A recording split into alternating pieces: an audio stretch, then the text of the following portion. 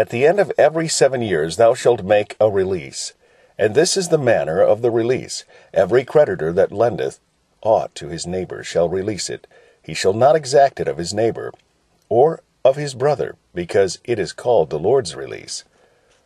Of a foreigner thou mayest exact it again, but that which is thine with thy brother thine hand shall release, save when there shall be no poor among you, for the Lord shall greatly bless thee in the land which the Lord thy God giveth thee for an inheritance to possess it.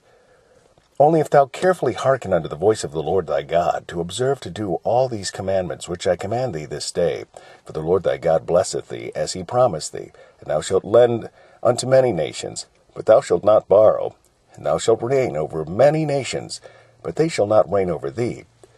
If there be among you a poor man of one of thy brethren within any of thy gates, in thy land which the Lord thy God giveth thee, thou shalt not harden thine heart, nor shut thine hand from thy poor brother.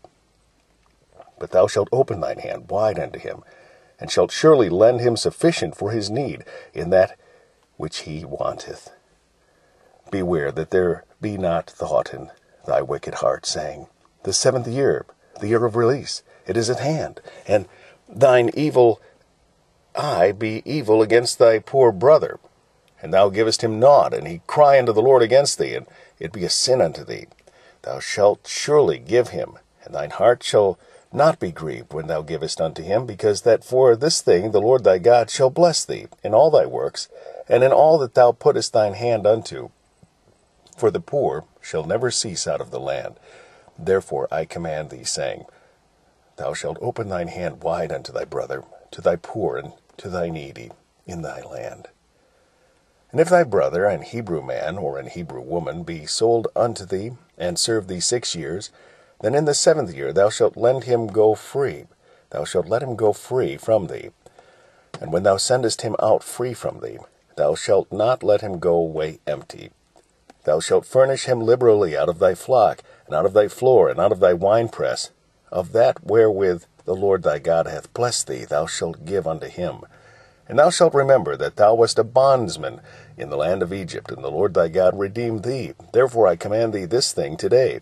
And it shall be, if he say unto thee, I will not go away from thee, because he loveth thee and thine house, because it is well with thee, then thou shalt take an awl, and thrust it through his ear under the door, and he shall be thy servant forever. And also unto thy maidservant thou shalt do likewise. It shall not seem hard unto thee, when thou sendest him away free from thee, for he hath been worth a double hired servant to thee, in serving thee 6 years. And the Lord thy God shall bless thee in all that thou doest. All the firstling males that come of thy herd and of thy flock thou shalt sanctify unto the Lord thy God. Thou shalt do no work with the firstling of thy bullock, nor shear the firstling of thy sheep. Thou shalt eat it before the Lord thy God year by year, in the place which the Lord shall choose, thou and thy household. And if there be any blemish therein, as if it be lame or blind, or have any ill blemish, thou shalt not sacrifice it unto the Lord thy God. Thou shalt eat it within thy gates. The unclean and the clean person shall eat it alike, as the roebuck and as the hart. Only thou shalt not eat the blood thereof.